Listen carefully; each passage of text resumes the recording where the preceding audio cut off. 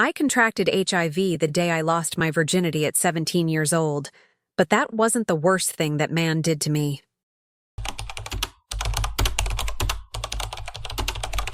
My name is Emma Johnson, I'm 39 years old, and today I'm a pastor in Amsterdam, in the Netherlands. My viral load has been undetectable for 8 years. My marriage to Raphael is healthy and full of love, and my 3 children are finally in the process of healing. But to get here, I had to cross through a hell that lasted an entire decade, where every day was a choice between dying slowly or finding strength I didn't even know I had. It all started in 2003, in a small town in Ohio, where I grew up as the perfect daughter of an evangelical family. My mother was the type of woman who woke up at 5 in the morning to pray before going to work at 2 jobs, practically supporting the household alone, while my father pretended to be the exemplary Christian patriarch on Sundays.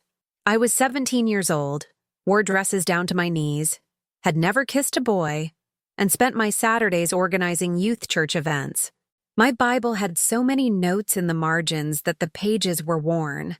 I truly believed that if I followed all the rules, if I kept myself pure, if I honored my parents and served God with all my heart, my life would be blessed. I didn't know I was about to discover that the world doesn't work that way. It was at a youth retreat that I met David Mitchell. He was 27 years old, handsome in that classic American way, blonde hair, blue eyes, a smile that looked like it came from a toothpaste commercial. He introduced himself as a former college football player who had a knee injury and then became a missionary. He told stories about volunteer work in Mexico, about how God had transformed his life after he quit drinking and the college parties. All the girls sighed when he picked up the guitar and sang worship songs. But he only had eyes for me. "You have something special, Emma," he would say. "A different light. God has big plans for you." My mother didn't like him from the first moment. "He's too old for you," she would say, her lips pressed tight while washing the dinner dishes. "And there's something about him I don't like. His eyes are cold." But I, at 17 years old, thought my mother was being controlling, outdated, unable to see that David was a man of God, mature, who treated me like a princess. He called me every day, sent flowers to school, showed up at church just to see me. He said he was waiting for God's timing for our relationship, that he respected my purity, that I was different from all the other girls. I felt special, chosen, loved, in a way I had never felt, especially after growing up with an absent father who only came home to sleep, and who I would discover, a few months later, had cheated on my mother dozens of times. My father's betrayal was the first crack in my perfect world. I came home early from school one day and found my best friend, Sarah, leaving through the back door, adjusting her blouse. My father was in the kitchen, his belt still undone. They saw me at the same time. Sarah started crying. My father didn't even try to explain. He just said, "You're not going to tell your mother anything." It wasn't a request, it was an order, a veiled threat. I was 17 years old and had just discovered that the pastor who preached about faithfulness on Sundays was sleeping with my childhood friend, an 18-year-old girl who slept at my house, who knew all my secrets. I locked myself in my room and vomited until there was nothing left in my stomach. I told David that same night, crying on the phone. He was so understanding, so caring. "Come to my house," he said. "You need a hug. You need to feel that you have someone who truly loves you." I went. God, I wish I hadn't gone. David lived in a small apartment on the other side of town, full of football team posters and a bookshelf with books about theology and missions. He hugged me, let me cry on his shoulder, made chamomile tea, said all the right words. "Your father doesn't deserve you, but I do. I'm going to treat you the way a woman of God should be treated." And then, so gently that I didn't even realize how it happened, he started kissing me. I had never been kissed before. My whole body was confused. Part of me knew this was wrong, that it was too fast, that I was vulnerable and he was taking advantage. But another part of me, the part that was destroyed by my father's betrayal, that felt rejected and dirty and unloved, That part wanted to believe this was love. David whispered that God had brought us together, that what we felt was pure, that he wanted to marry me anyway. So what was the problem with giving ourselves a little earlier? I love you, Emma. I'm going to take care of you forever. And I, stupid and broken as I was, believed him. The pain was much greater than I expected. It was nothing like what the married friends from church described with embarrassed smiles. It was uncomfortable, quick, and when it was over, I felt a shame so deep I wanted to disappear.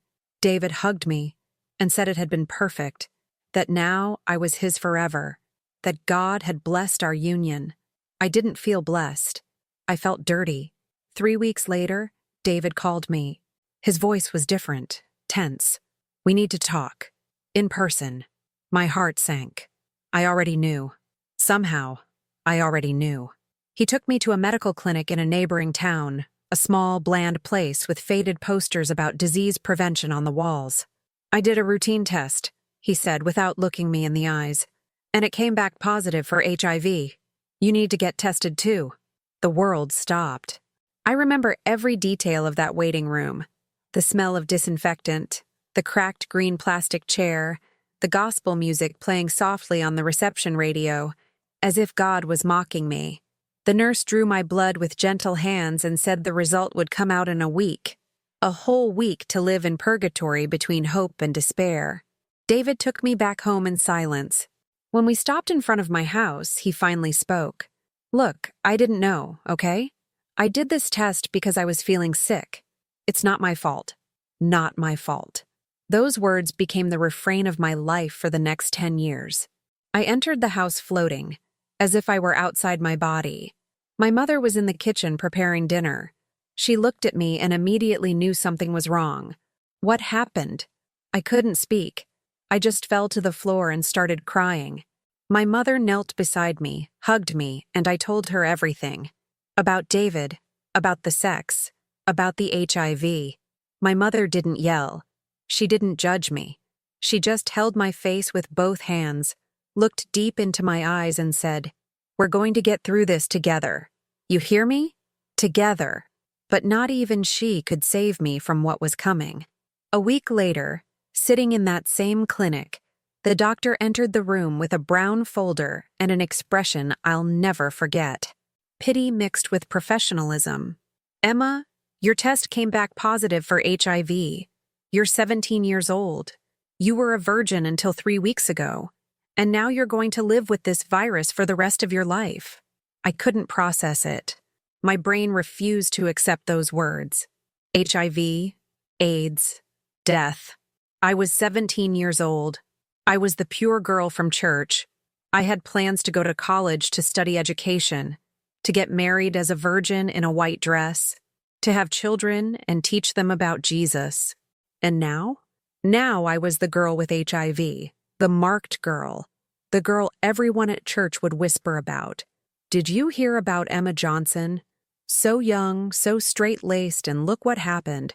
God must be punishing her for something. The doctor kept talking about treatment, about viral load, about antiretroviral medications I would need to take for the rest of my life. But all I could think was, how did this happen to me? David didn't show up anymore. He simply disappeared from my life as if he had never existed. He blocked my number, stopped going to church, vanished. Later, I would discover that he already knew about the HIV before sleeping with me, that he had taken the test months before and hid the result, that he sought me out specifically because I was naive, pure, easy to manipulate. But at that moment, sitting in the office with my mother holding my hand so tight my fingers turned white, I could only think, my life ended before it even began, and I didn't even know the worst was yet to come. Because 6 months later, David came back. He showed up at my door with flowers, tears in his eyes and a Bible in his hands, saying that God had spoken to him, that he needed to marry me, that it was his duty before God to take care of me after what happened. And I, broken, stigmatized, seeing no way out, believed him once again. When David came back 6 months later, he didn't come back alone. He brought with him a completely reformulated version of himself. Cut hair, new clothes, a performative humility that I now recognize as manipulation, but at the time seemed like genuine repentance to me. He knelt in my house's living room, in front of my mother, and cried. Really cried, tears streaming down his face while holding a worn Bible and asking for forgiveness. I ran away because I was afraid, he said, his voice choked. Afraid of responsibility, afraid of what people would think, afraid of not being man enough to take care of Emma. But God broke me during these months. He showed me that I need to do the right thing. I need to marry her. It's my duty before God. My mother stared at him with an expression I had never seen before. Pure contempt.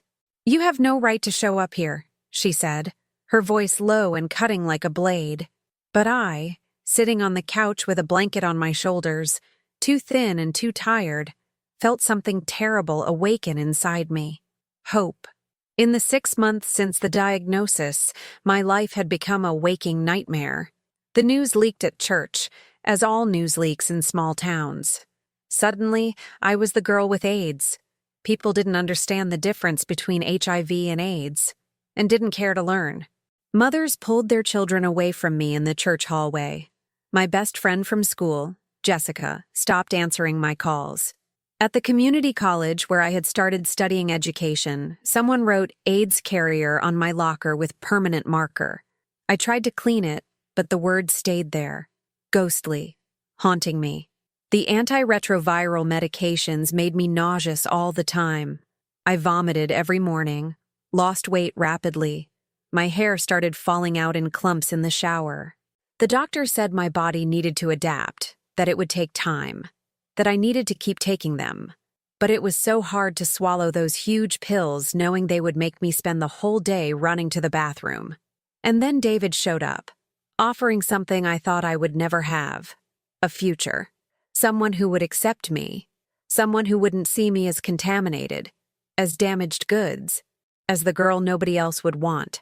I also have HIV, he would say, as if that made us a team, as if we were Romeo and Juliet united by tragedy. We understand each other.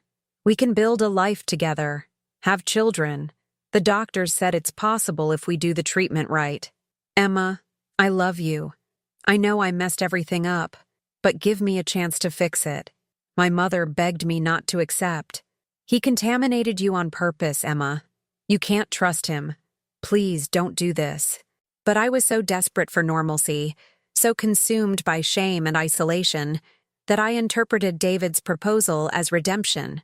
If he married me, I wouldn't be the rejected girl anymore. I would be a wife. I would have value. The first signs that I was making the biggest mistake of my life appeared even before the wedding. David started controlling small things in ways that seemed loving on the surface. Don't wear that dress today, love. It's too short. The brothers from church might think badly of you. Do you really need to go out with Jessica? She abandoned you when you needed her most, remember? I'm your family now. Why are you smiling at that guy? Do you like him? Are you cheating on me? At first, I thought it was romantic jealousy. I thought it showed how much he cared.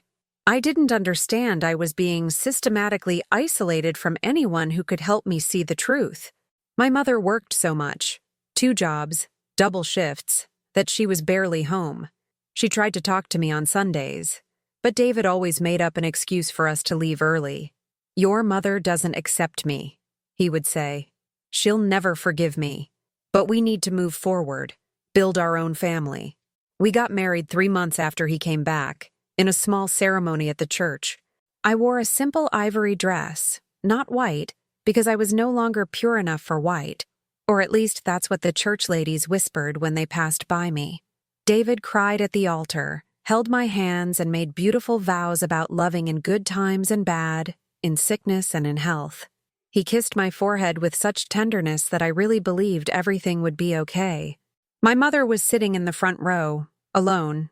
My father didn't show up, of course. He had already moved to another city with a new girlfriend. My mother's face was pale, tense, as if she were watching a car accident in slow motion and couldn't do anything to stop it. After the ceremony, she hugged me and whispered in my ear, "If you need me, no matter what time, You calm me. You hear me? Anytime. I nodded, but I didn't understand the urgency in her voice. Not yet. The honeymoon was at a cheap hotel 2 hours south of Ohio. David had promised a special trip, but when we got there, he said money was tight, that we needed to save for the apartment.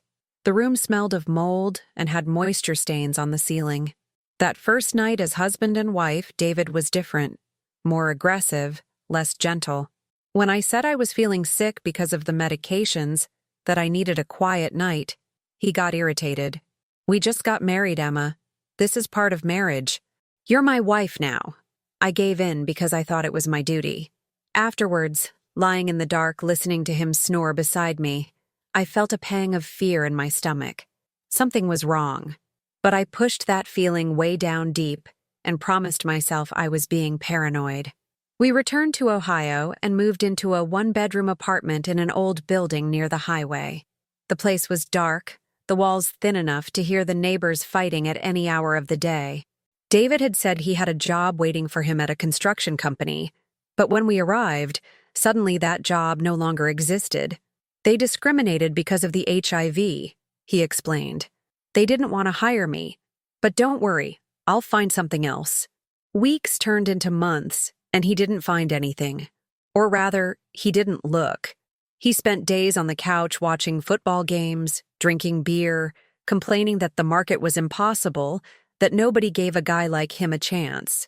Meanwhile, I worked part-time at a department store, my legs aching from standing 8 hours straight, trying not to vomit in the bathroom every time I took the antiretrovirals during my lunch break.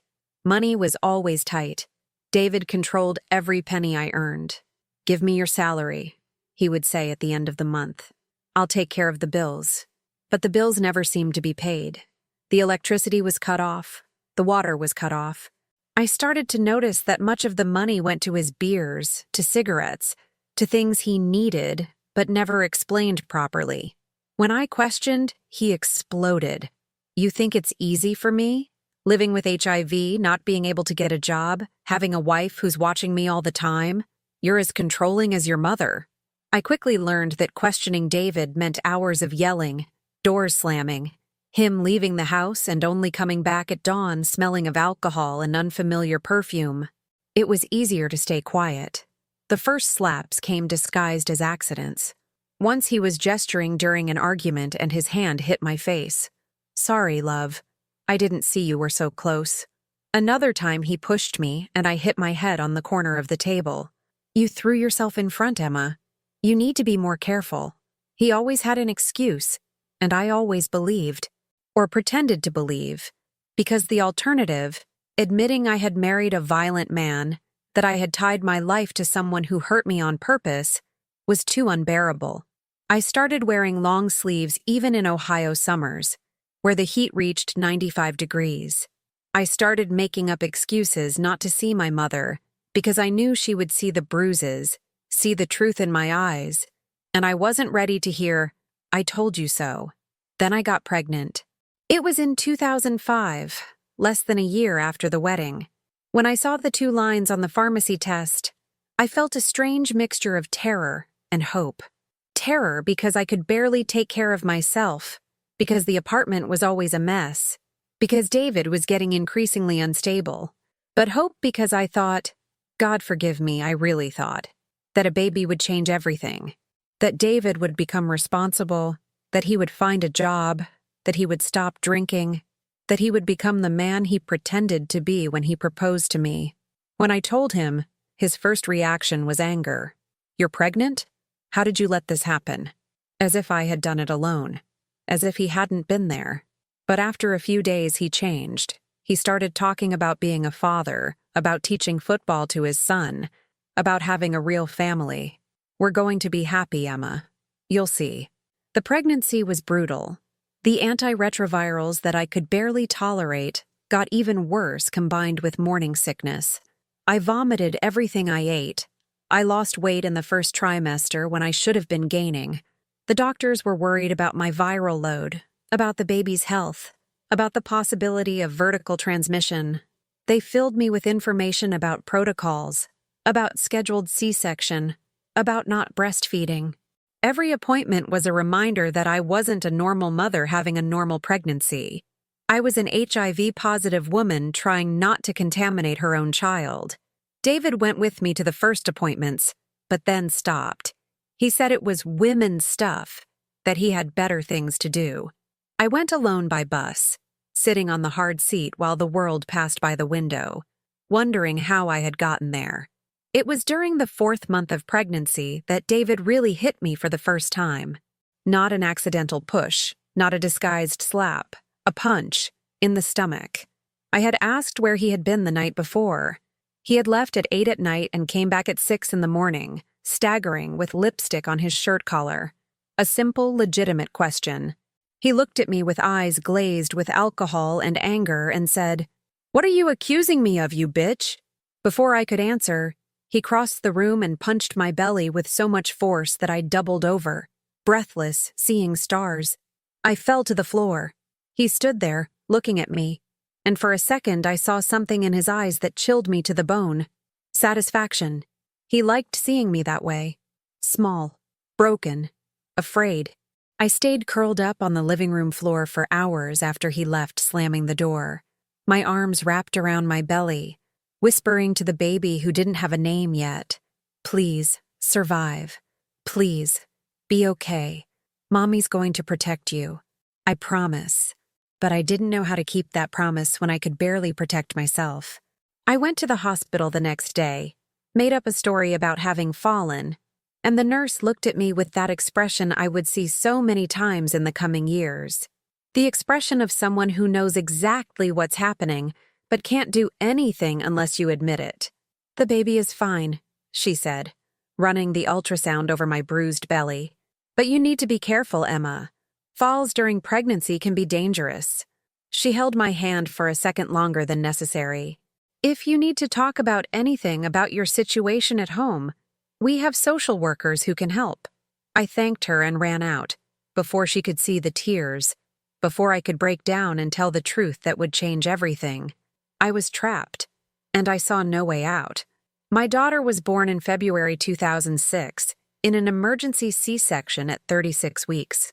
They took her from me while I was awake, shaking on the operating table, hearing the doctors talking in codes that I didn't understand, but knew meant danger. David wasn't there. He had said he would arrive in time, but when contractions started at 3 in the morning and I called him, he was at some bar. I could hear the music in the background. He said he would arrive soon. 7 hours later, when my mother finally found me in the maternity ward, holding a tiny baby wrapped in pink blankets, David still hadn't shown up. My daughter weighed 5.5 pounds, had weak lungs, stayed in the neonatal ICU for 2 weeks. But she was HIV negative. They tested her 3 times to be sure. My baby was clean. I had managed at least that, not passing on to her the curse I carried in my blood. When I held her for the first time, looked at that wrinkled and perfect little face, and made a silent promise. I'm going to give you a better life than mine. Somehow, I'm going to save you from this place. David showed up on the second day, smelling of old whiskey and empty excuses. He held the baby for 3 minutes, took a photo to post on social media with a caption about being blessed by God, and then said he needed to leave because he had a job opportunity to check out. He left and didn't come back for 4 days. My mother stayed with me in the hospital, sleeping in an uncomfortable chair beside my bed, helping with the bottles. Because I couldn't breastfeed, one more thing HIV had stolen from me. She didn't say, "I told you so." She didn't need to. I saw it in the lines around her eyes, in the way she looked at the door every time it opened, hoping David would show up and prove he was worth something. He never proved it. When we finally took the baby home, I named her Lily, like the lily that means purity and rebirth.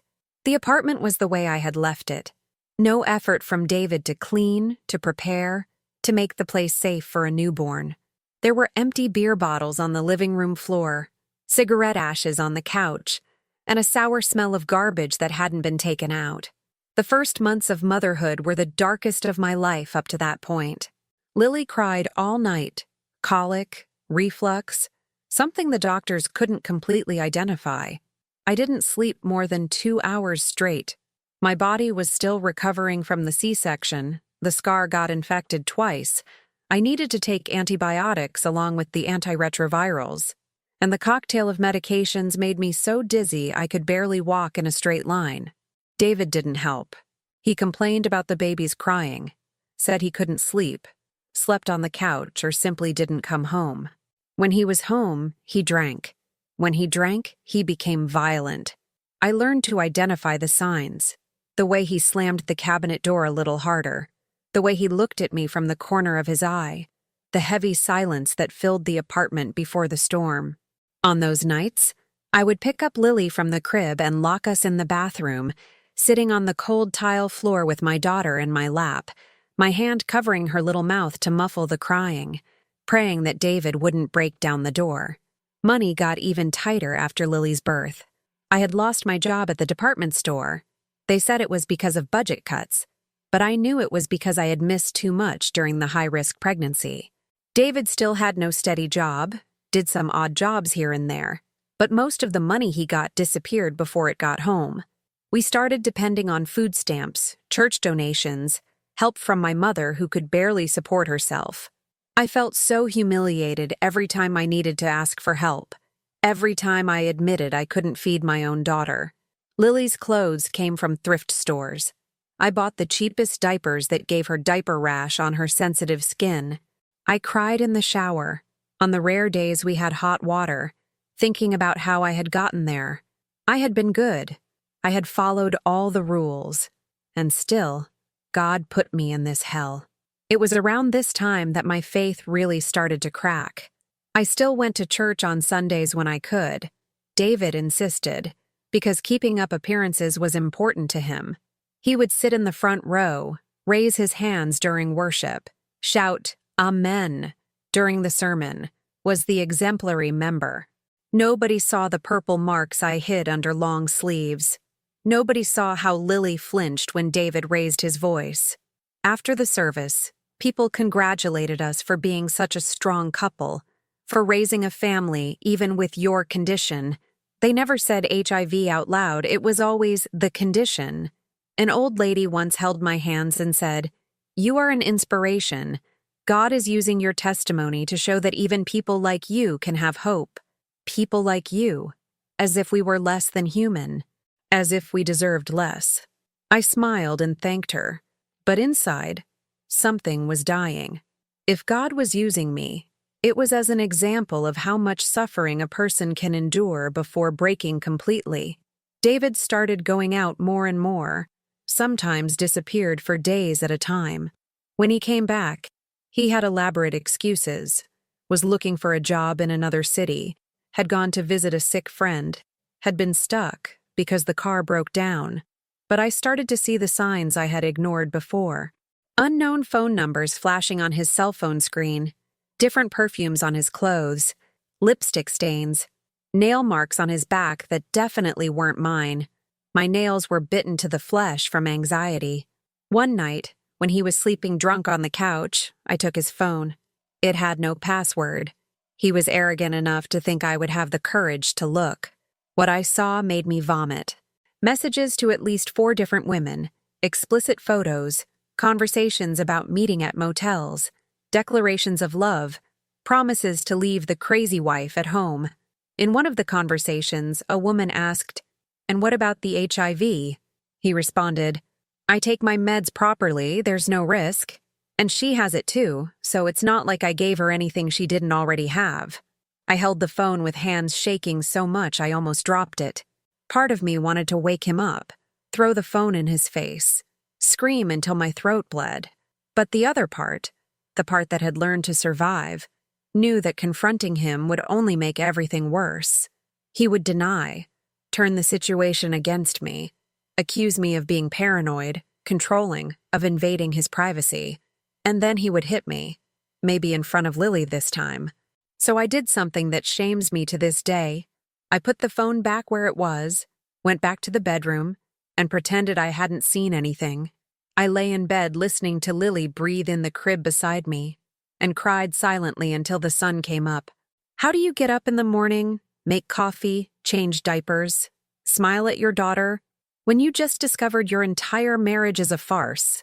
How do you keep living when you realize the person who promised to love you is actively putting other women at risk? Lying about HIV, playing with lives as if they were game pieces? I started having panic attacks. The first one happened at the supermarket, in the checkout line. Suddenly, out of nowhere, my heart raced. My vision started darkening at the edges. My chest tightened as if someone was sitting on top of it. I couldn't breathe. I thought I was having a heart attack, that I was going to die right there in the supermarket line with Lily in the cart, looking at me with those big scared eyes. An employee called an ambulance. At the hospital, after a battery of tests, the doctor said, "You had a panic attack. This is common in cases of extreme stress and trauma." "Are you under a lot of stress, Emma?" I laughed. It was a strange sound, kind of hysterical. "No more than normal," I said.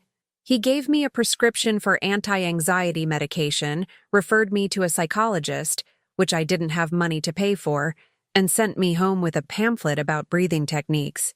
As if breathing deeply would solve the fact that I was married to a monster. The panic attacks became part of my routine. They happened in the bank line, on the bus, in the middle of the night. Lily was 1 year old when I had an attack so severe I passed out. She stayed alone, crying in the crib for hours until my mother, who had called several times without answer and got worried, showed up with the spare key I had given her.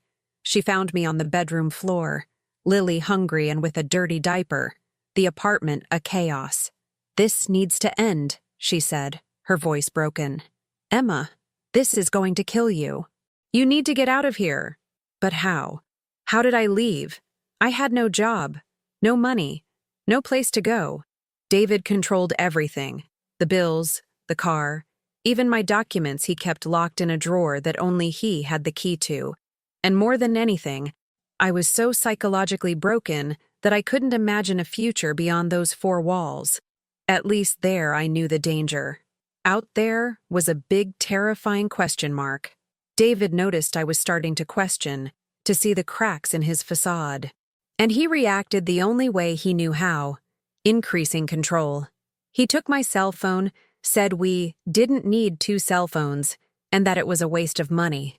Without a cell phone, I couldn't call my mother, couldn't ask for help, couldn't do anything except wait for him to decide when and if I could leave the house. He started locking me in. Literally. When he left, he locked the door from the outside and took the key.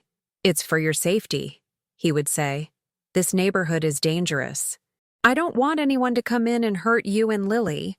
But I knew the truth. He was keeping me prisoner. There were days Lily and I were locked in for 10, 12 hours, unable to even go out to throw away the trash.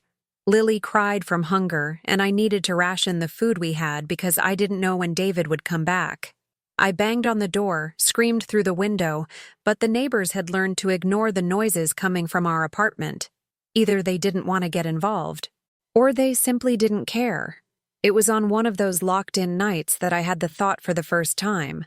The thought that scares me to this day to admit I had. I was lying on the kitchen floor. I didn't have strength anymore to go to bed, with Lily finally asleep after hours of crying. I looked at the drawer where the knives were. And I thought, would it be easier to end it all now? Would Lily miss me? Or was she too little to remember me? My mother would take care of her better than I was managing to. Anyone would take care better.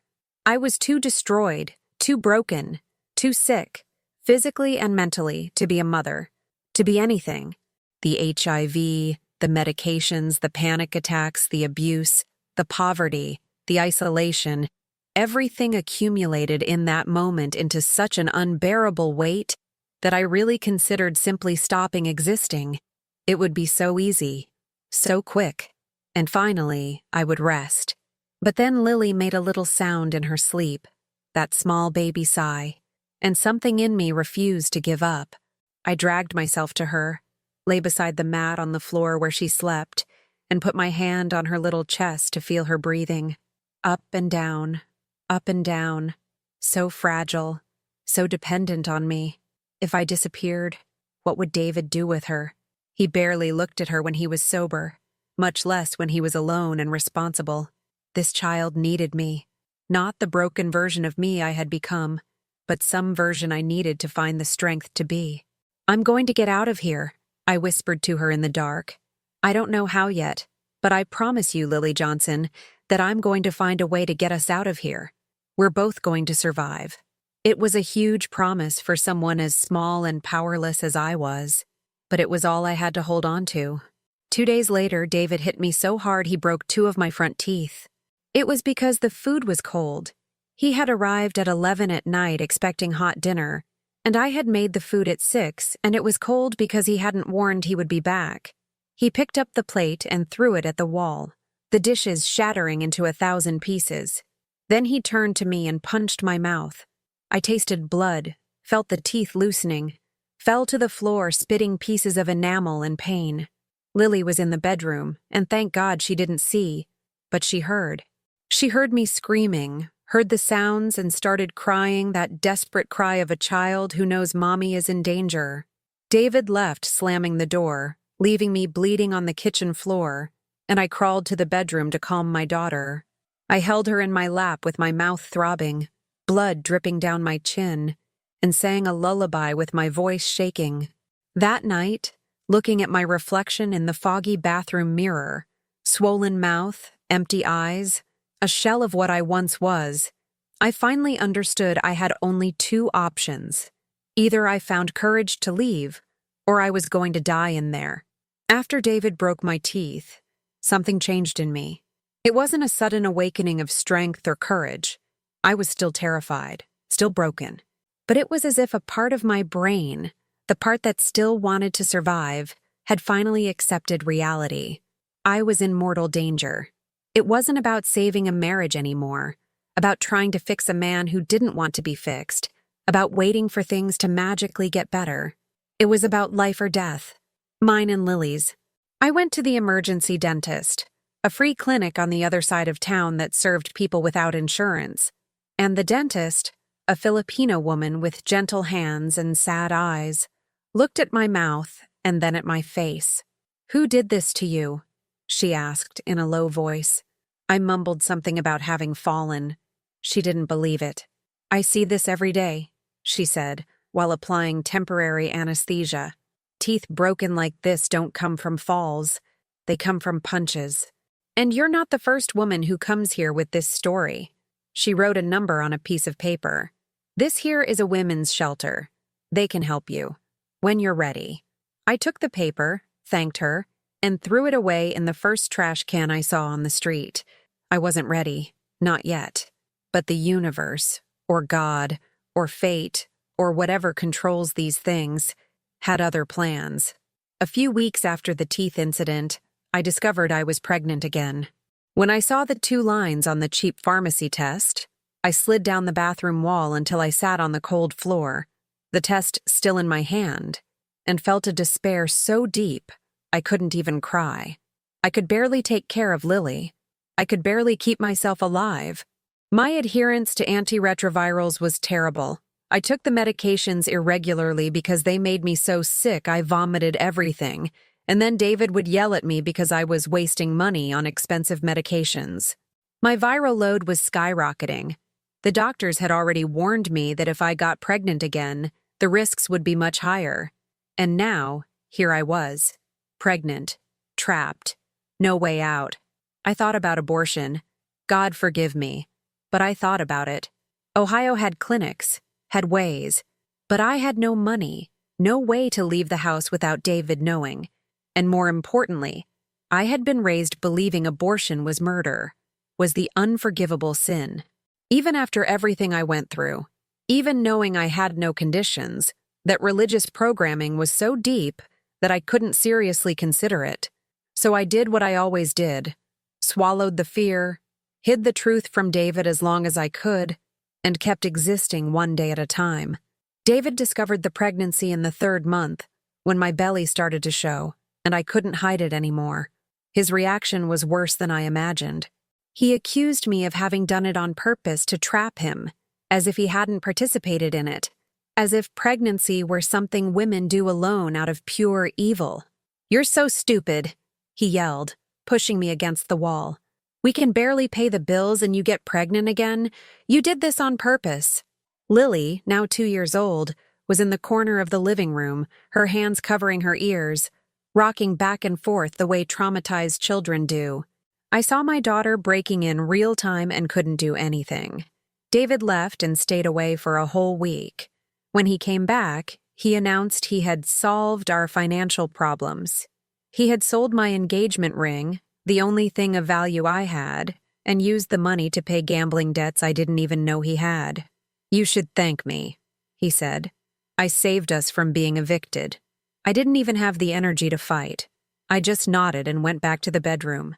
The second pregnancy was 1,000 times worse than the first. My body was already destroyed, malnourished, anemic, with uncontrolled HIV viral load because I couldn't keep the medications in my stomach. The doctors put me on a more aggressive antiretroviral protocol, filled me with vitamins and supplements, begged me to rest, eat better, reduce stress. As if I could control any of those things. I fainted regularly, at the supermarket, at home, once on the street with Lily in the stroller. The panic attacks were daily now. My heart would race out of nowhere. My breathing would become shallow. I was sure I was going to die with each episode. I started developing obsessive thoughts. I checked Lily's breathing dozens of times during the night, terrified that something would happen to her. I couldn't take a shower because I was afraid of fainting and leaving the children alone.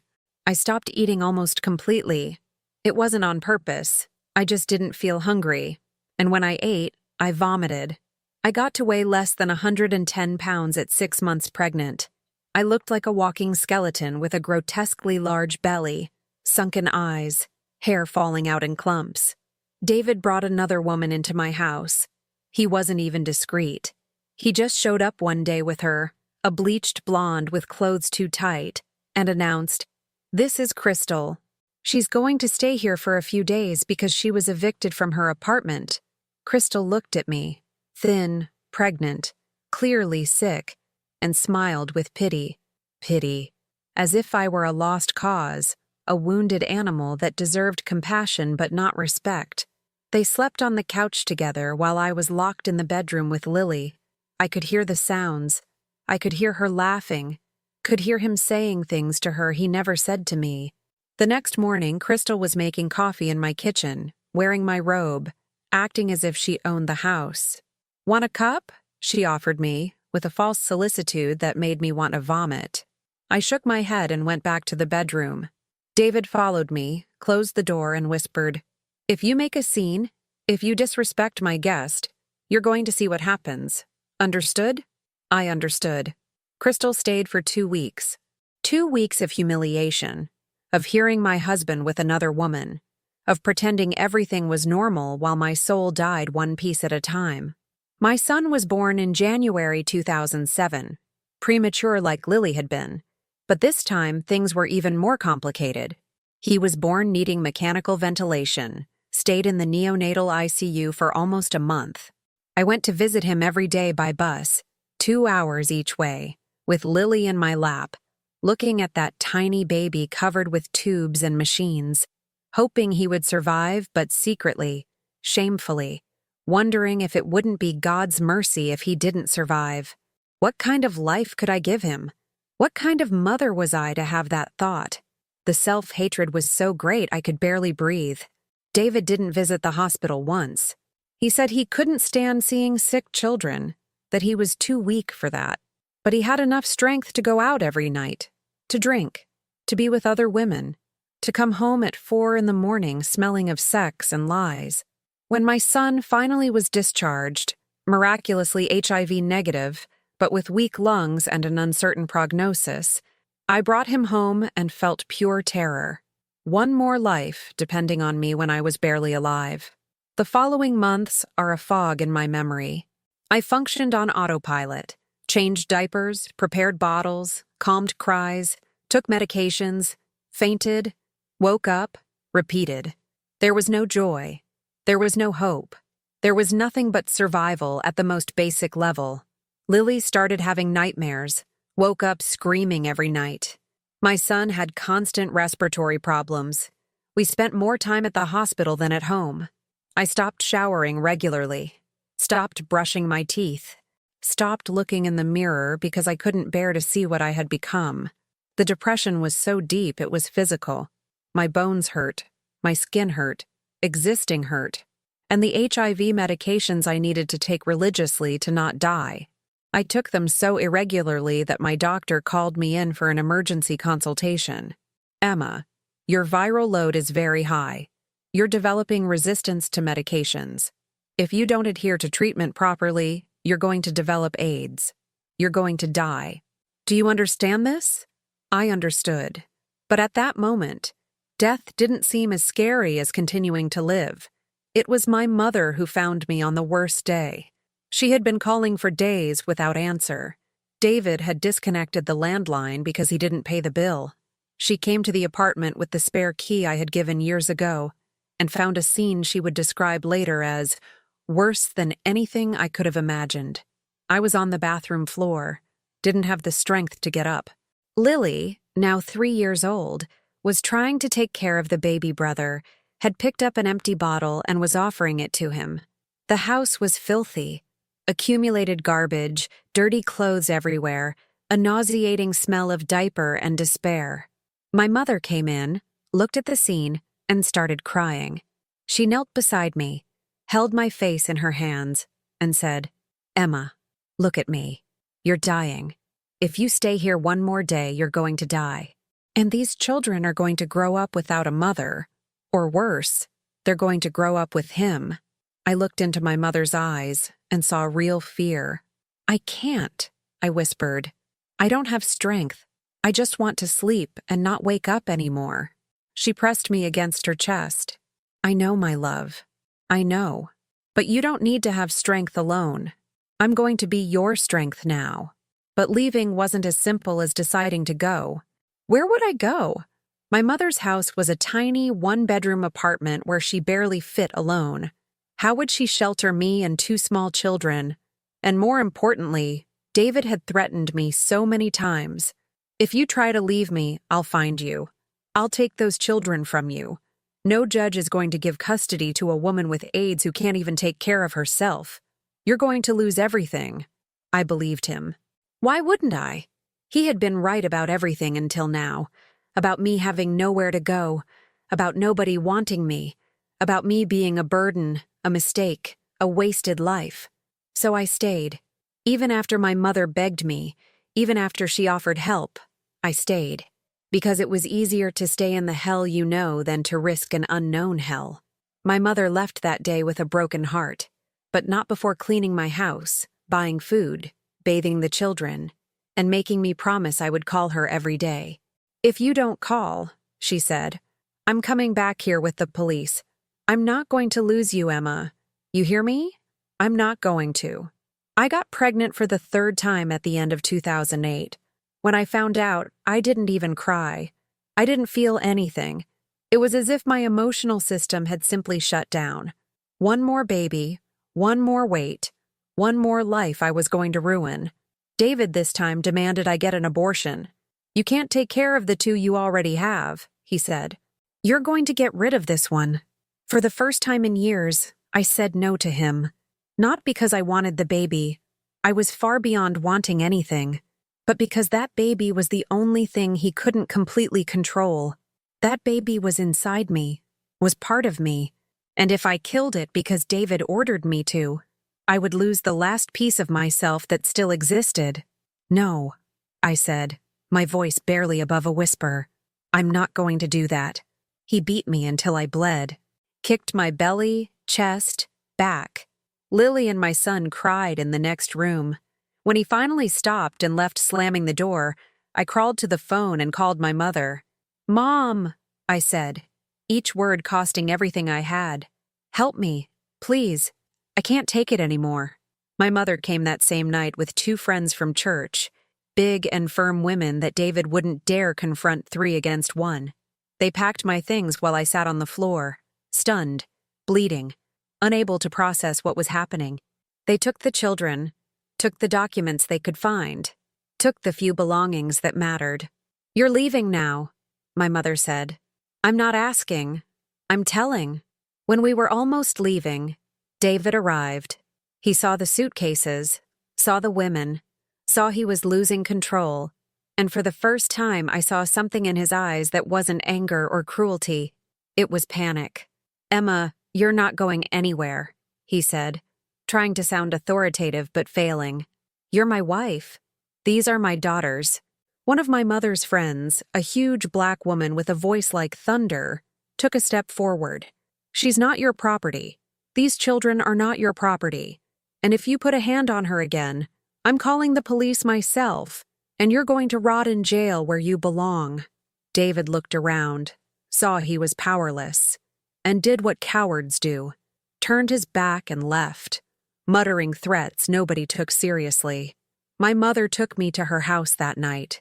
It was tight, the 3 children and I sharing the bedroom, my mother on the couch. But it was safe. For the first time in years, I slept without hearing the key turning in the door, without preparing to be woken with screams or punches. Lily slept through the night for the first time since she had memory. My son stopped crying constantly, and I, lying in that small bed with my hand on my belly where my 3rd child grew, finally let the tears fall. They weren't tears of relief. It was too early for relief. They were tears of pure exhaustion, of a battle I had survived, but that had cost me almost everything. I had left. But the woman who left that apartment was no longer Emma Johnson. She was a shell, a ghost, someone who had completely forgotten who she was before David. The reconstruction hadn't even begun. And the scariest part? I didn't know if it was possible to rebuild myself, or if I was too broken to be fixed. The first days at my mother's house were strange. Not in the bad sense. Strange because for the first time in years, I wasn't in constant survival mode. There was nobody yelling, nobody slamming doors, nobody coming home drunk at 3 a.m. The silence was so intense it was almost scary. I would wake up in the middle of the night in panic, my heart racing, waiting to hear David's heavy footsteps, waiting for the explosion. But there was only the sound of Lily breathing beside me, the baby making those little sounds babies make, and my mother's deep breathing on the living room couch. Safety. I had forgotten what safety sounded like. My mother had taken a week off work, something she couldn't afford to do, but did anyway. She spent the days taking care of the children while I tried to just exist. She didn't pressure me to talk, didn't judge me for lying staring at the ceiling for hours, didn't complain when I couldn't eat. She was just there, present, solid, something I could lean on when my own legs wouldn't hold me anymore. On the 3rd day, my mother dragged me to the hospital, literally because I was resisting, saying I was fine, using all the excuses abuse victims use when denial is more comfortable than truth. The doctor who saw me was young, had curly hair tied in a ponytail, and a kindness in her eyes that made me want to cry. She examined my bruises, the cracked ribs, the severe malnutrition, the high-risk pregnancy being terribly managed. "Emma," she said, pulling a chair to sit in front of me, "I'm going to be very honest with you. You're in danger. Your body is failing. Your viral load is very high. You weigh less than 110 pounds at almost 6 months pregnant. Your iron and vitamin levels are critically low. If you don't start intensive treatment now, and I mean now, you and this baby won't survive the next 3 months." She took my hand. "I know you went through trauma. I know it's difficult, but you need to choose to live. Not for anyone else. For you. Choose to live." As if it were that simple, but she didn't give up on me. That doctor, Dr. Sarah Mitchell, I'll never forget her name, became my anchor in the following months. She enrolled me in a special program for HIV-positive women in vulnerable situations, connected me with social workers, got free medication through government programs. She changed my antiretrovirals to a newer combination that had fewer side effects, taught me techniques to take the medications even when my stomach was rebellious, called me personally every week to check if I was following treatment. "You're not going to die on my shift," she would say, with that firm but caring way. I don't allow it. It was the first time in years that someone besides my mother fought for me. And something in that gesture, in the fact that a stranger cared so much, started to melt the ice around my heart. Maybe, just maybe, I was worth being saved. The recovery process was brutal and non-linear. There were days I woke up feeling maybe I could make it, that maybe there was a future beyond pain. And there were days I couldn't get out of bed, that the panic attacks were so intense I vomited bile, that the weight of everything that happened crushed me until I couldn't breathe. The guilt was overwhelming. Guilt for having put my children in that situation. Guilt for not leaving earlier. Guilt for all the times Lily saw her father hit me and I did nothing. Guilt for having believed David, for having been so stupid, so naive, so broken that I let myself be treated that way. My mother found me once sitting on the bathroom floor with a razor blade in my hand, my wrist skin already marked with superficial red lines. She didn't yell, didn't judge me, just knelt beside me, gently took the blade from my hand, and hugged me while I cried. "The pain won't last forever," she whispered. "I know it seems like it will, but it won't. You just need to hold on one more day. Just one more." The church my mother attended, not the same one where David and I had been members, but a smaller, more progressive one, mobilized in a way that completely surprised me. They did a fundraiser to pay for a divorce lawyer. They brought diapers, food, clothes for the children. One of the women, Teresa, was a therapist and offered free sessions. At first, I resisted. The idea of sitting and talking about everything that happened terrified me. But Teresa was patient. She let me sit in silence session after session, just breathing, just existing in her office's safe space. "You don't need to talk until you're ready," she would say. "Just come. Just show up. That's already a start."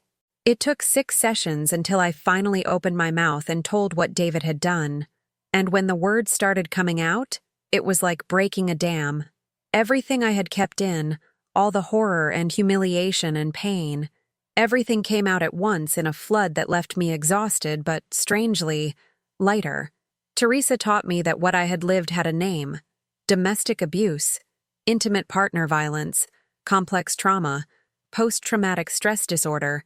She taught me I wasn't crazy, wasn't dramatic, wasn't imagining things like David always said. She explained about cycles of abuse, about psychological manipulation, about how abusers systematically isolate their victims.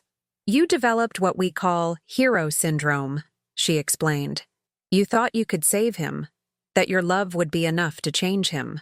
But Emma, abusers don't change because someone loves them more.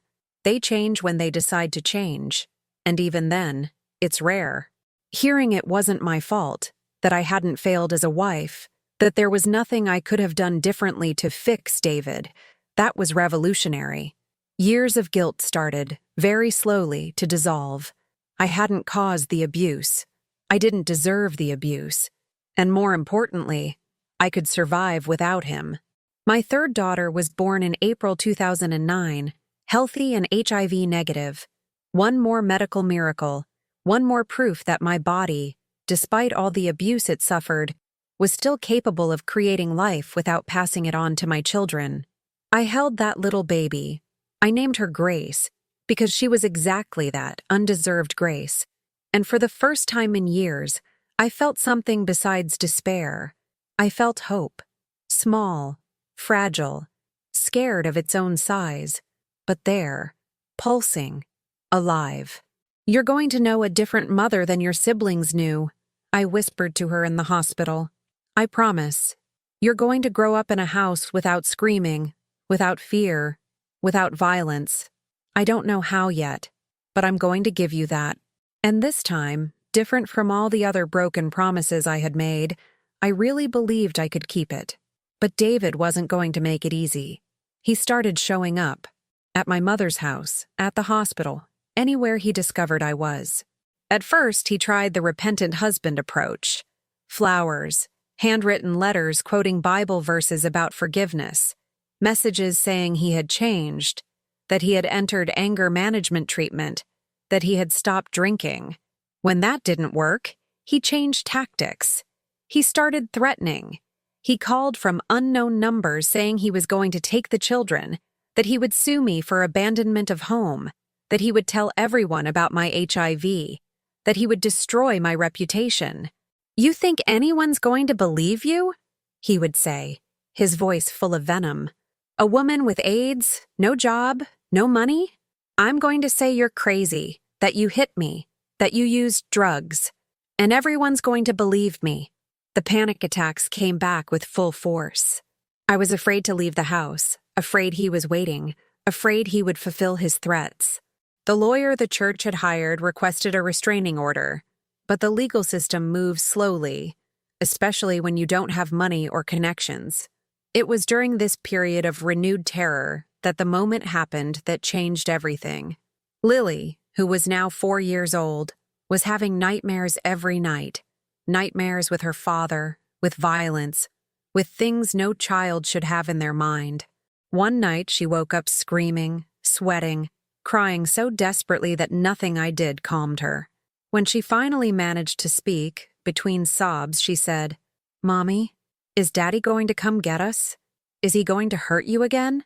And then she looked at me with those huge scared eyes and asked, "Why did you let him do that? Why didn't you leave before?" That question, innocent, without malice, just a child trying to understand, broke me in half, because she was right. Why hadn't I left earlier? Why had I exposed my children to that horror?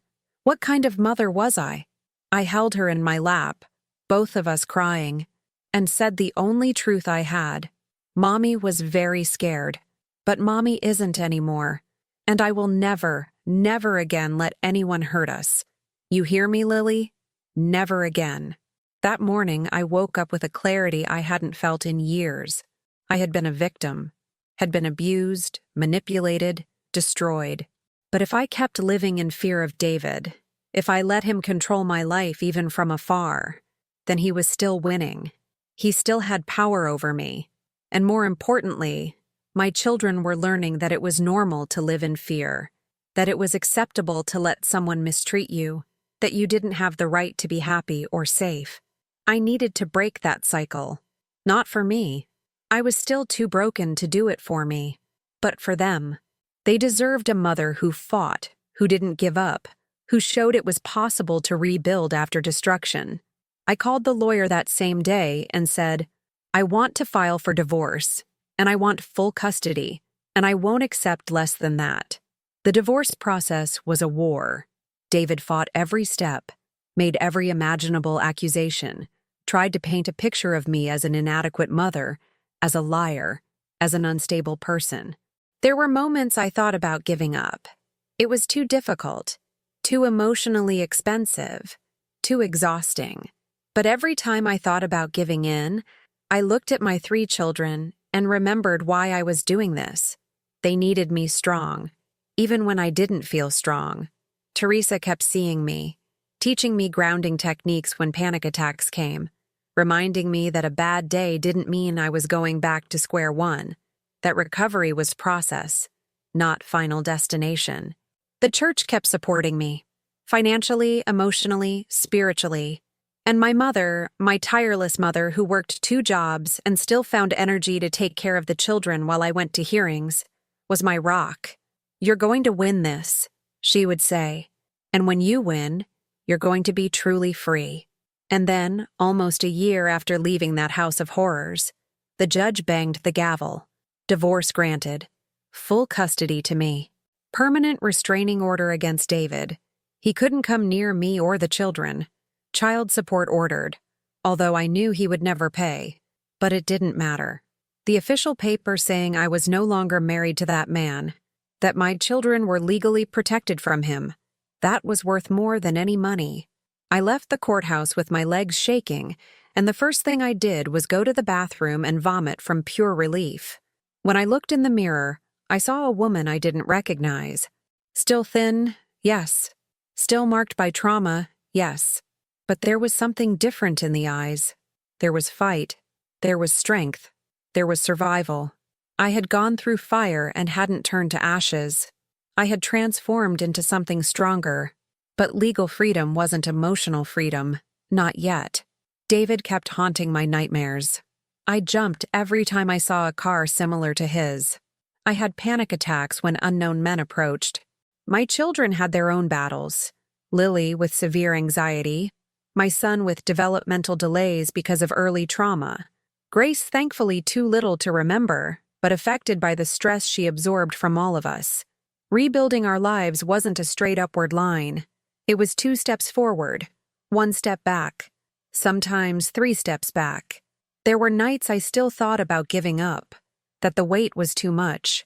But every morning I woke up, looked at those 3 children, and chose to try one more day, just one more, and then another, and another, until the days turned into weeks, weeks into months, and suddenly I realized I was living, not just surviving. I still wasn't healed, but I was alive. And for the first time, that was enough. Reconstruction started with small things. So small they almost didn't seem important, but they were everything. I started taking my antiretrovirals at the same time every day, 7 in the morning, religiously, with an alarm I couldn't ignore. In the first months after the divorce, my viral load finally started to drop. Not overnight, but gradually, consistently, until in December 2010, almost a year after leaving David's house, my doctor looked at the test results and smiled. "Emma, you're undetectable. Your viral load is so low it doesn't show up on tests. You can't transmit the virus. You're healthy." Undetectable. That word sounded like miracle, like resurrection, like second chance. I cried in the office, cried with relief, cried because finally my body wasn't betraying me. It was helping me.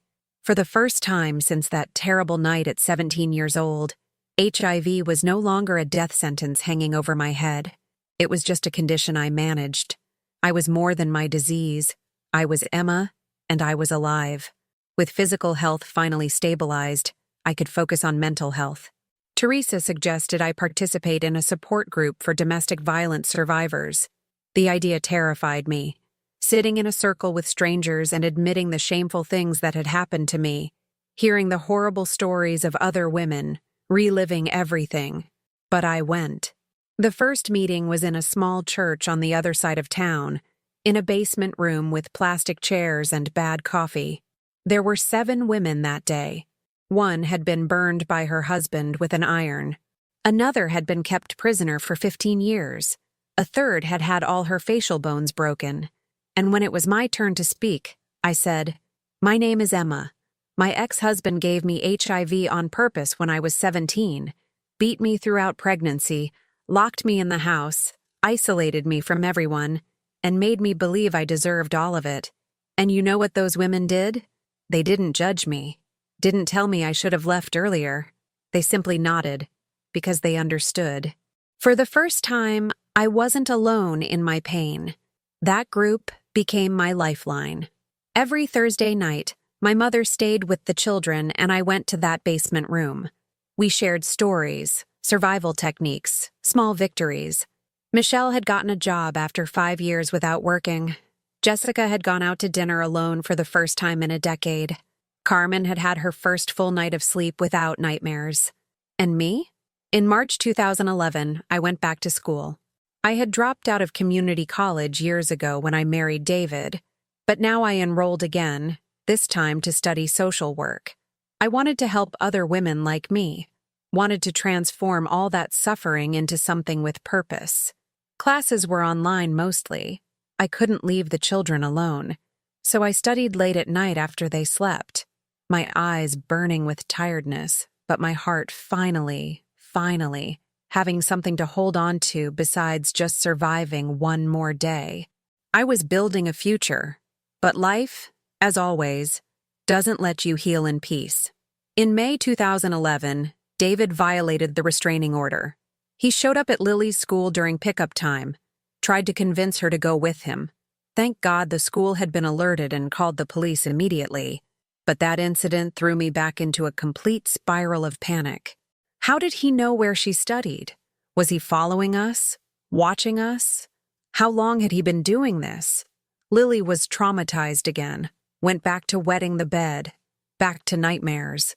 I locked myself in the house with the children for 2 weeks, too terrified to go out. David was arrested for violation of the restraining order, spent 3 days in jail, was released with an ankle monitor. 3 days. For years of abuse, for trying to kidnap my daughter? 3 days. The justice system had protected me on paper, but in practice, he was still out there, free, capable of hurting us. I needed to leave Ohio. Not just move neighborhoods, leave the state completely, go somewhere David couldn't find us. The opportunity came unexpectedly. One of the women from the support group, Patricia, had a sister in Portland, Oregon, who was looking for a roommate. "It's far," Patricia said, "on the other side of the country, but it's safe. It's a new beginning." New beginning. Those words sounded like promise and terror at the same time. Leaving Ohio meant leaving my mother, the only support network I had. It meant starting from zero in a strange city where I didn't know anyone. But it also meant David wouldn't know where we were. It meant real freedom. I talked to my mother, expecting her to beg me to stay, but she just held my hands and said, "I don't want you to go, but I want you to be free even more. Go. Live. I'll visit you." And so, in August 2011, with 3 small children, 2 suitcases, and savings that barely paid for the bus tickets, I left Ohio behind and went to Oregon to build a new life from absolute zero. Portland was different from everything I knew. Bigger, more diverse, more liberal, more open. People didn't ask about my personal life. Didn't have that look of pity or judgment when they mentioned I was a single mother. Patricia's roommate, Jennifer, was a lesbian and worked as a nurse. She understood about HIV, wasn't afraid, treated my condition as what it was, a manageable medical condition, not a moral curse. For the first time, I could talk openly about being HIV positive without being treated like a pariah. Jennifer became more than roommate, became friend, almost sister. She took care of the children when I had classes or job interviews, taught Lily to ride a bike, made pancakes on Sundays, was a constant and gentle presence we all desperately needed. "You're my chosen family," she would say. And we were. Family wasn't just blood. It was who chose to stay when things got difficult. I got a job in March 2012, working as an assistant at a nonprofit organization that helped women in domestic violence situations. It didn't pay much, but it was stable, had health insurance, and more importantly, had purpose. I answered phones, organized paperwork, connected women with lawyers and therapists and shelters. Every time I answered a call from a crying woman, terrified, not knowing how to get out, I saw my own reflection from years ago. "You can do it," I would tell them. "I know it seems impossible, but you can. I'm living proof of it." And it was true. I was on the other side. Not completely healed. Panic attacks still came occasionally. Nightmares still woke me. Seeing men fighting on the street still made me freeze. But I was functioning, working, paying bills, raising 3 children alone. I had become the woman I needed when I was trapped in that apartment in Ohio. What a strange and beautiful turn of events. It was at church that I found community again. Not a traditional evangelical church like my childhood. I had too much trauma with that type of Christianity, with the hypocrisy, with the judgment. But a progressive, inclusive church where the pastor was a woman, where there were gay couples in the congregation, where nobody quoted verses to justify abuse or make you feel guilty for being human. The first time I went, I took the children expecting the worst, expecting judgmental looks, expecting whispers about single mother with HIV. But what I found was hugs. It was a community that asked, "How can we help?" instead of, "Why did you let this happen?" Lily started going to Sunday school classes for children, made friends, started laughing again. That genuine child laughter I hadn't heard from her in years. My son, now 5 years old and still dealing with developmental delays, found male mentors at church who were kind, patient, who showed him that men could be safe. And Grace, my youngest, grew up in that environment of love without knowing the horror her siblings had lived. For her, life had always been safe. What a blessing. What a miracle. In 2013, I graduated with my degree in social work. Small community college, nothing prestigious, but it was mine. I had done it. Against all odds, HIV, abuse, trauma, 3 children, poverty, PTSD, I had graduated. My mother came from Ohio for graduation, cried more than I did when I received my diploma. "I always knew you were strong," she said, "but you don't even know how much." The church threw a surprise party for me, with cake and balloons and handwritten cards from people who had become family. And that night, lying in bed in our small but safe apartment in Portland, I looked around and realized I had built this. This life, this peace, this safety. I had started with nothing, broken, destroyed, without hope, and had built an entire life again, piece by piece. It wasn't perfect.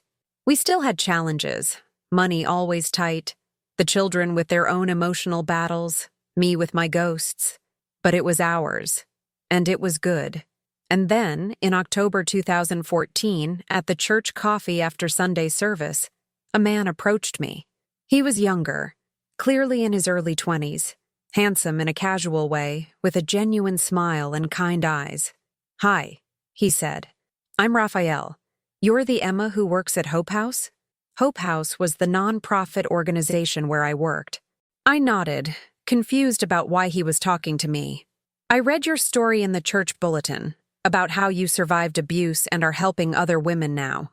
I just wanted to say it's very brave and inspiring."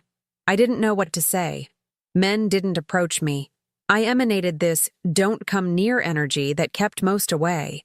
But Raphael didn't seem intimidated or pitying. He just seemed genuinely impressed. "Thank you," I managed to say. And then, because I was awkward and strange with social interactions, "I have 3 kids and HIV. I don't know why I said that. Maybe to push him away before anything started. Raphael just smiled. "Cool. I work with at-risk youth in the community, and I'm Brazilian, so I also know what it's like to be different." He didn't run, didn't change the subject, just accepted. And something in my chest, something that had been frozen for years, started to thaw very slowly. Raphael started showing up more, not in a scary or stalker way, but naturally. He helped with coffee after church, offered rides when he saw me and the kids taking the bus in the rain, asked about my day in a genuine way, really listened to the answers. The children liked him immediately, mainly because he was funny, playful, had infinite patience. He taught Portuguese phrases to Lily, played ball with my son, made Grace laugh with silly faces. I fought the attraction. How could I consider a relationship? I was too broken. He was too young, 8 years younger than me. He deserved someone without baggage, without trauma, without a chronic disease and 3 children. But Raphael didn't give up. "Emma," he said one day, when he finally gathered courage to invite me to dinner. "Just the 2 of us, without children. I know your story. I know what you went through, and I admire you more because of it, not less.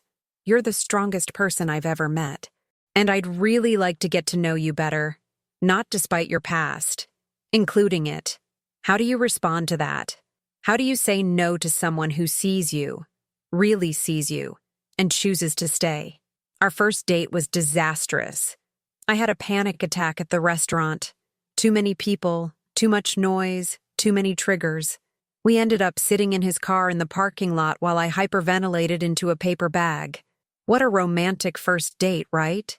But Raphael didn't get frustrated or embarrassed. He just held my hand, breathed with me, waited for it to pass. "It's okay," he said when I could finally speak again. "We can go somewhere quieter, or we can go home, or we can just sit here. Whatever you need." That was when I knew. It wasn't the perfect movie moment. It was the imperfect, vulnerable, real moment, and he stayed. We started dating slowly, very slowly. I had walls built that needed to be dismantled brick by brick. But Raphael was patient. He didn't pressure for sex, didn't complain when I needed space, understood when flashbacks came. And when I finally told everything, every horrible detail about David, about the abuse, about how I had been broken, he listened to everything and then said the phrase that changed my life. None of this changes who you are now. You survived. And I feel honored that you trust me enough to share this. Raphael and I got married in June 2017, 5 years after moving to Portland, 7 years after leaving hell. It was a small ceremony at the church, with my 3 children as part of the celebration. Lily carried the rings.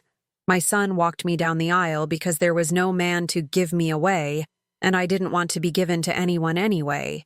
And Grace scattered petals down the aisle with that adorable seriousness 6-year-old children have when given important tasks. My mother came from Ohio and cried from beginning to end. Jennifer was my maid of honor.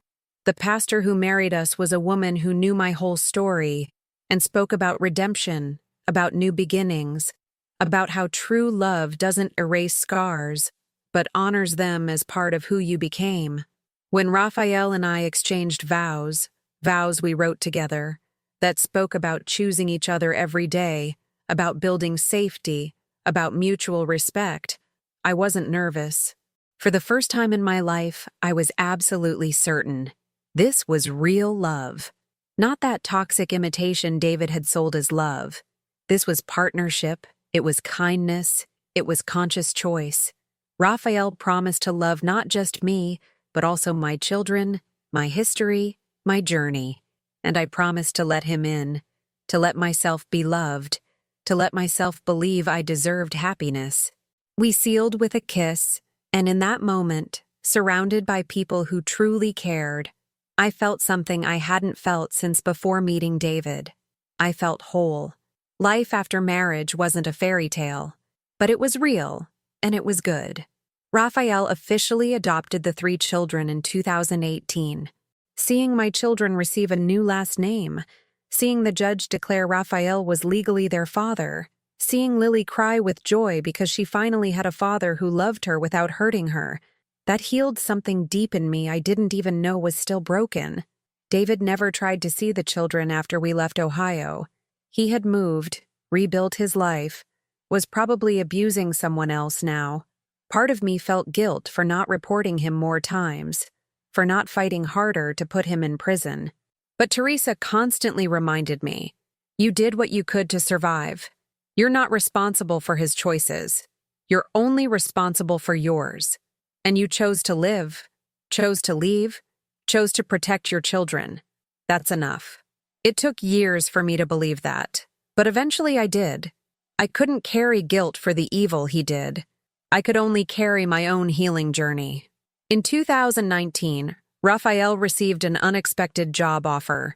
An international organization based in Amsterdam in the Netherlands was looking for someone to lead a program for immigrant youth. The salary was excellent. The opportunity was incredible. But it meant moving to another country. I won't accept if you don't want to, Raphael said. Your life is here. Your job, your community, everything. But I looked at that opportunity and saw something different. I saw the chance to go even further from David, to create not just geographic but continental distance. I saw the chance for the children to grow up in a place where nobody knew our story, where they could simply be children without carrying the weight of the past. Let's go, I said. And so, in September 2019, with 4 plane tickets, some suitcases, and hearts full of nervous hope, the Johnson Silva family moved to the Netherlands. Lily was 13 years old, my son 10, Grace 8. They were terrified and excited at the same time. Me too. Amsterdam was a difficult adjustment at first. New language, new culture, different health system. But there was also incredible freedom in being in a country where nobody knew me as that woman who was abused or that woman with HIV. I was just Emma, Brazilian-American living in the Netherlands with husband and 3 children. The Dutch health system was a revelation. My HIV treatment was completely covered. No questions, no stigma. My doctor there treated my condition with the naturalness it should always have had. "You've been undetectable for years," she said at the first appointment. "You're healthy. This is just a manageable chronic condition like diabetes. You're going to live a long and full life." Hearing that from a professional, in a country where public health works, where I wasn't treated as abnormal, that closed a cycle. I was no longer defined by HIV. It was just a part of me, like my hair color or my height. Just a fact, not a sentence. The church in Amsterdam where we started attending was looking for someone to lead a ministry for women in vulnerable situations: immigrants, refugees, trafficking, and domestic violence survivors. When the pastor asked if I would be interested, my first instinct was to say no. Who was I to lead anything? I was the broken woman, the survivor still in recovery. But Raphael reminded me, "That's exactly why you're perfect for this. You understand. You lived it." So I said yes. I started small. Weekly support groups, connecting women with resources, being a listening presence without judgment. But that grew. In 2021, Raphael and I did formal training in pastoral counseling. In 2022, we were ordained as pastors. Today, together we lead a ministry that serves more than 100 women per year, many of them HIV positive, many escaping abuse, many without documents or family or hope. I look at these women and see my own reflection from 10, 15 years ago, and I tell them what I needed to hear back then. You're not alone. You're not too broken to be fixed. And there is life, good life, full life, life with purpose, on the other side of this pain. My children are thriving in ways I never imagined possible.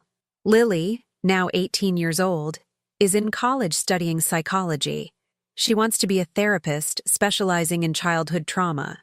She still struggles with anxiety, still goes to therapy regularly, but she transformed her pain into purpose. My son, 15 years old, overcame most of the developmental delays and is passionate about music, plays drums in the school band, is popular, has friends, is completely different from the traumatized child he used to be. And Grace, my youngest at 12 years old, is growing up in a home where violence doesn't exist, where she never saw father hit mother, where safety is normal. She has no idea how extraordinary that is. For her, healthy love is the only reference she has. That's my greatest gift to her: normalcy, health, peace. Sometimes Lily asks me about those years, about what it was like living with David, about why I stayed so long. These are difficult conversations. I don't lie to her, but I also don't give more details than she needs. "I was afraid," I say, "and I thought I had no way out. But I found courage to leave because you deserved better. And I deserved better too. It just took me time to realize that. There are days the ghosts come back. There are nights I wake up sweating, heart racing after nightmares with David. There are moments I see a man on the street who looks like him and my whole body freezes, prepared for violence. PTSD doesn't completely disappear. I learned to manage it, to recognize triggers, to have tools to cope. But it doesn't go away.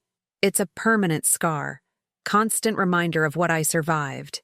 Raphael learned to recognize when I'm having flashbacks, knows exactly what to do, speaks softly, bring me to the present, remind me where I am, that I'm safe. "You're in Amsterdam," he says gently. "It's 2025. You're with me. He can't hurt you anymore." And gradually, very gradually, I come back. Reality replaces memory. Safety replaces terror. It's a process. It will always be a process. But now I have tools. I have support. I have reasons to want to stay present. My mother came to visit us last summer. She's almost 70 now, finally retired, living in a small but comfortable apartment in Ohio.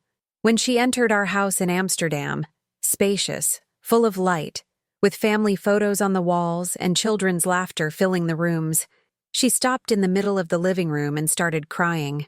"I was so afraid you wouldn't get here," she said. "There were moments I thought I was going to lose you, that David was going to kill you, or the disease was going to kill you, or depression was going to kill you. But look at you now. Look at what you built.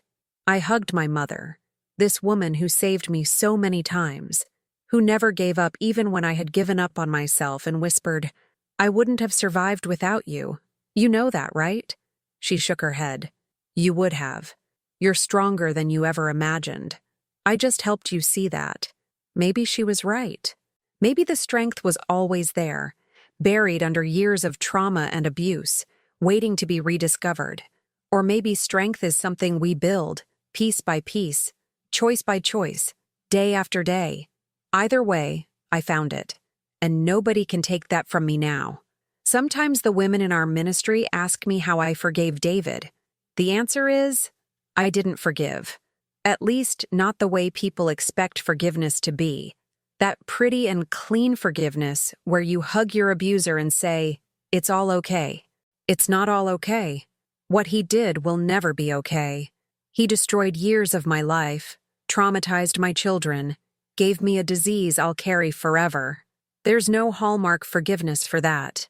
But what I did was let go. I let go of the anger that was poisoning me. Let go of the desire for revenge that only kept me tied to him. Let go of the need to understand why he did that, because I'll never understand and don't need to. He doesn't live rent-free in my head anymore.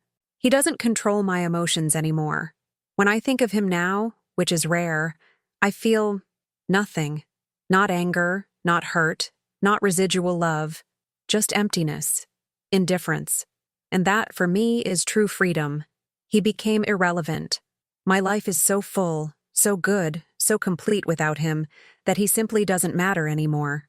If you're reading this, or rather, if you're hearing my story, and you're in a similar situation, I want to tell you some things. First, it's not your fault. No matter what he says, no matter what people whisper, no matter how much you question your own choices, you didn't cause the abuse. You don't deserve the abuse. And you can't love someone enough to change them. Abusers change when they decide to change, and that rarely happens. Second, you're not as trapped as you think. I know it seems impossible to leave. I know you have no money, no place to go, no support. I know he threatened you, threatened your children, threatened your life. I know you're exhausted, broken, without strength. But resources exist, shelters exist, support hotlines, organizations that help. And more importantly, a version of you on the other side of this pain is waiting to live. She's here. I'm living proof of that. Third, healing isn't linear. You're going to have good days and bad days. You're going to have moments you think you overcame everything, and then you're going to have a flashback that throws you back. You're going to have relapses. You're going to have nights crying. You're going to have moments you question if it was worth leaving. But I promise, it's worth it. Life on the other side is possible. It's not perfect. It's not without challenges. But it's yours. It's free. It's safe. You can sleep without fear. You can make decisions about your own body, your own life. You can laugh without asking permission. You can exist without apologizing for taking up space. And that freedom, even with all the difficulties that come with rebuilding from zero, is worth every moment of courage it took to get there. Fourth, you don't need to do this alone. I know he isolated you. I know you think nobody will understand, nobody will believe, nobody will care. But there are people who understand because they went through it too. There are communities of survivors. There are therapists specialized in trauma. There are churches, organizations, friends who will hold you when your legs won't hold you anymore. You just need to take the first step. Make a call, send a message, tell one trusted person, just one step, and then another, and another. And finally, you're going to survive. I know it doesn't seem possible now. I know the pain is so great you can't imagine living with it, much less overcoming it. But you're stronger than you imagine. Your body, your mind, your spirit have an incredible capacity for healing when you give them a chance. It's going to take time. It's going to be difficult. There are going to be days you want to give up. But if you keep choosing to live, keep taking just one more step when everything in you wants to stop, you're going to reach the other side. And on the other side, you're going to discover you're not the same person you were when you entered that relationship. You're going to be someone who knows their own strength, who understands their own value, who will never again accept crumbs when they deserve the whole feast. You're going to be a survivor. And survivors are the most incredible people in this world. My story doesn't end with, and they lived happily ever after, because real life doesn't work that way. It ends with, I'm here. I survived. I rebuilt. I found love again. Real love. Love that doesn't hurt. I raised 3 incredible children who are breaking cycles of trauma. I transformed my pain into purpose, helping other women find their own way out. I've been living with HIV for more than 20 years, and I'm healthy, undetectable, thriving. I'm a pastor. I'm a wife. I'm a mother. I'm a survivor. I'm more than any label they tried to stick on me. And you can be too.